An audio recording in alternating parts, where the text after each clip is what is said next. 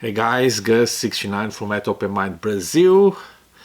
I'm back with a video response, actually a contest entry to support a fellow member from New Zealand, Keith, from the channel Attack from Rwanda.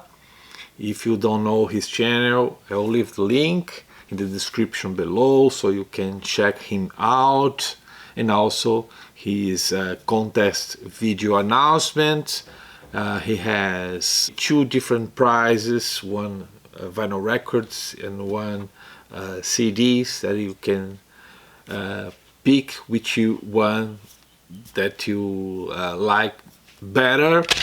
To enter his contest, you have to answer 4 prompts, and I'm gonna do this right now.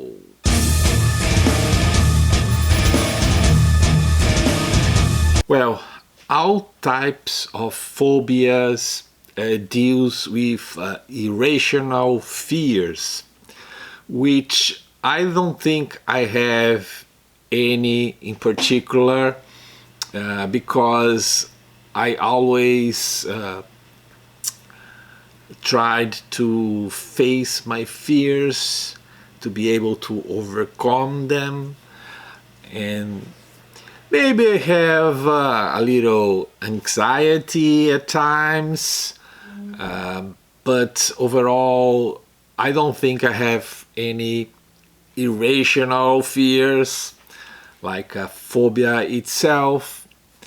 But once I was in a flight simulation in an amusement park in the US, and to be confined there, not being able to move in a very small space, kinda made me wonder how I would respond in that situation for a long period of time, which always is when you are space traveling, right? I don't know. Other than that, maybe being buried alive. That would be the worst sensation. Not moving and nobody listening you would be the worst. So kinda tough to find an album cover that portrays something like that, but I found this Finnish band called Burial Mound with the album Black Death. So you can see a guy here agonizing, probably because he was buried alive. I don't know. I got this for review 20 years ago. Don't listen to very often, but I did listen today to remember what this sounded, because I forgot totally. But it's on the title, Black Death, black metal with mixed with death metal. Very unrelenting sounding, very extreme. If you like those styles combined, you're probably gonna like Burial Mound, first pick. But I also found something else, but this one is a progressive metal band from Holland called Suncaged. I think it's self-titled album, and as you can see in the image, 2 hands trying to reach each other, but this one below seems like to be under soil, under bird somehow, I don't know, it's not clear, but kind of portrays the feeling that someone trying to escape when bird alive. So kind of scary. So two albums to show the same kind of phobia. It's not exactly claustrophobia, but weird situation to be alive underneath, buried. So that's my answer for the first question.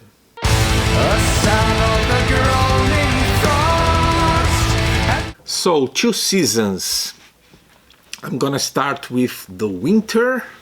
When it comes to my listening habits, it doesn't matter the season, but I have to agree that in the winter I listen to more obscure bands, sounding atmospheric, melancholic, gothic stuff, because in the winter we don't get out so often, so you get by yourself most of the time, so it's more introspective season for me in the winter.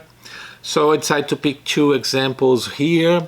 The first one is Bortnagar, black metal band from Norway, but they are very experimental. They mixed a lot, harsh and clean vocals, and I liked a lot this phase.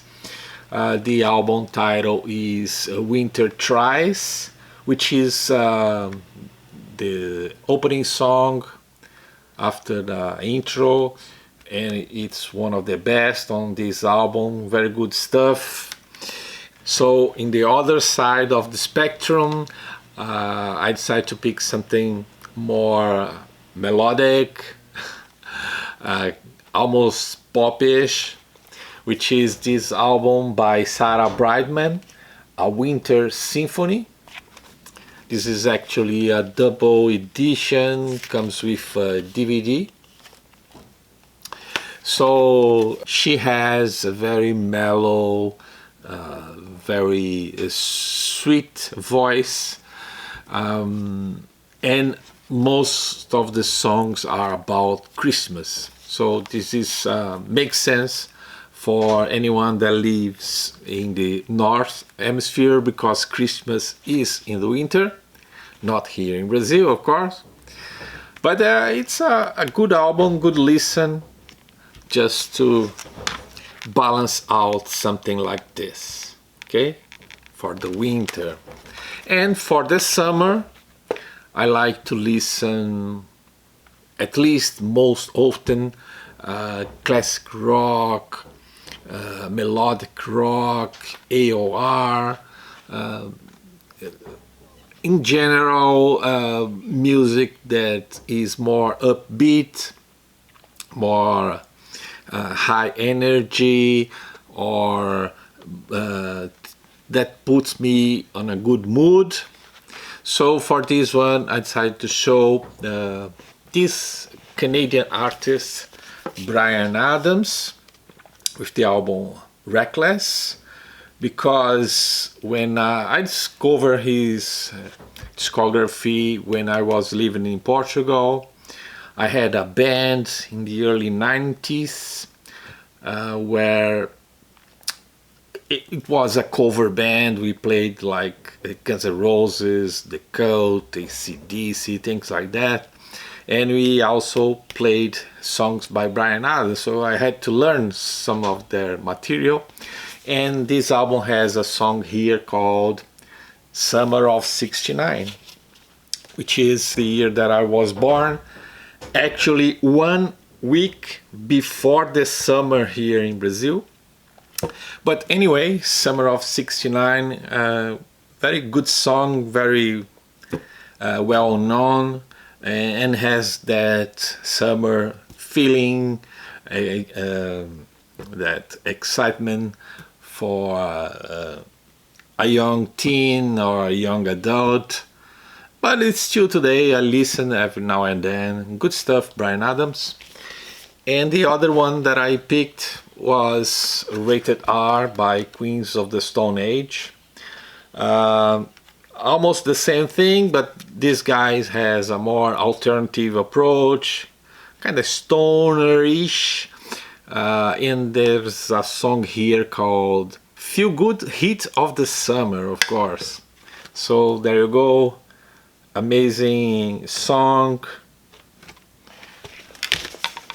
My advice is for a summer trip or something like that. For though he did love his mother, he hated her too, for having died on him. So for this one, I decided to pick Graveyard Mountain Home by Chroma Key, which is a project by Kevin Moore, former keyboard player for Dream Theater. And on this album he decided to pick a short movie film from the 50s, 55 I think, titled Age 13, and he half speed the movie because it's like a 27 minutes movie, and to create the soundscapes for the movie. It's not the soundtrack itself of the movie because it's an old movie, but he picked the images, halfway speed, and then created a soundtrack with songs, real songs. A couple of them are actually sang by Kevin Moore. I think it was recorded in Turkey with local musicians, but it's a very good soundtrack for a very weird movie or a short movie, short film. Anyway, I won't get in the storyline, but you can find here on YouTube, just search for Age 13 short film, and you're gonna find it's very half an hour. It's kind of educational film with a narration. It's kind of weird, the film. But anyway, the soundtrack is very good. It's not rock at all, it's not metal, it's kind of electronic, progressive electronic music with different sounds, xylophone, things like that. It's interesting. I really like, since I got the promo and then I found the CD, I gave away the promo that I had and kept the CD, which comes with the movie in a QuickTime file, but I never watched because I don't have CD on my computer. As I said, you can watch here on YouTube a weird soundtrack by Chroma Key, Kevin Moore. I think it's the second or third album for this project, Chroma Key.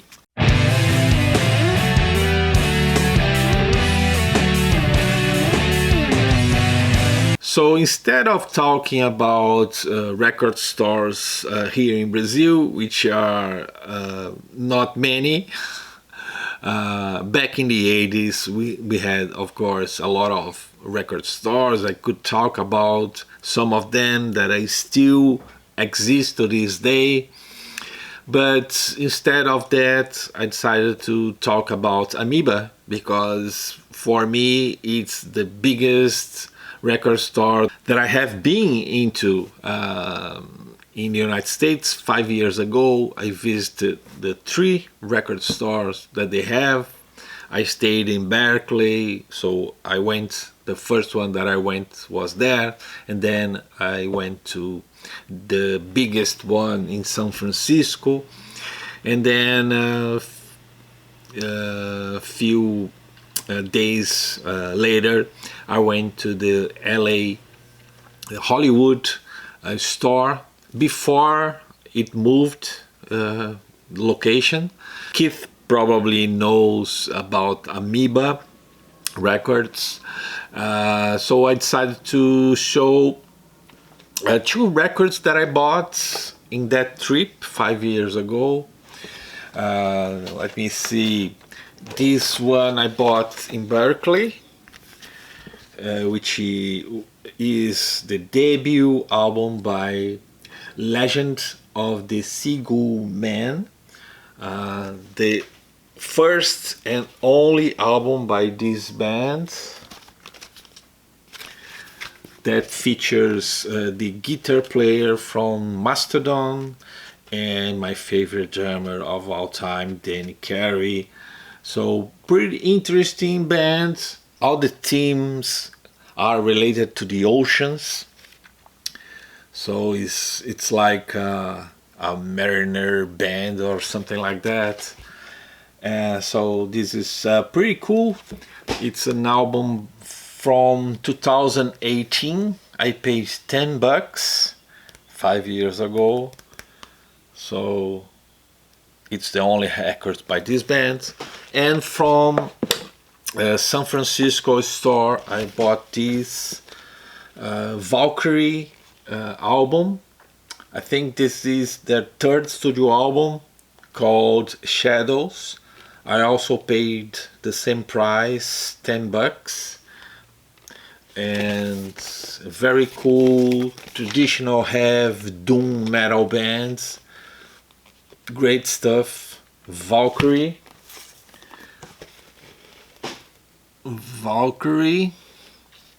So when I came back from this trip, I made 3 videos hauls. One just with vinyl, one just with CDs, and one just with cassette tapes. So actually I bought much more stuff on this trip, on those stores in Berkeley and San Francisco, but I think it will suffice to show this.